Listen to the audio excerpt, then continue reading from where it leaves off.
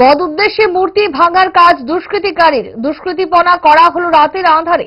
Gokulnagar TSR camp লাগোয়া কালী মন্দিরে চলে এই বর্বরতা।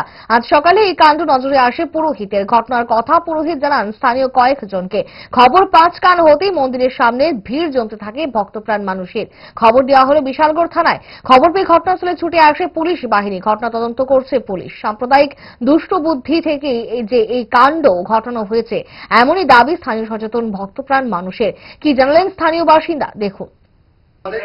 এখানে কালকে রাত্রে তারা আরতি করার পর তারা তো চলে গেছে, যাওয়ার পর তারপর সকালে আসে দরজা খুলে থেকে মূর্তির জিব্বা, মহাদেবের হাত পা ভাঙা, হ্যাঁ, তারপর এটা আলোচনা করে সবাইকে জানাই এটা আসলে সঠিক করার পর তারপর আমরা চিন্তা করলাম না, এটা তো প্রশাসনিক ব্যাপার, হ্যাঁ, এটা যদি যাতে সাম্প্রদায়িক দিকে না যায়, ঘুরে না যায়, বা কারা আহত দেখা দেখছে না, কেউই দেখছে না, এটা প্রশাসনিক ইয়েতে আমরা নিচ্ছি। নেওয়ার পর প্রশাসন আইসে দেখে গেছে, আমরা ইনকোয়ারি করবো।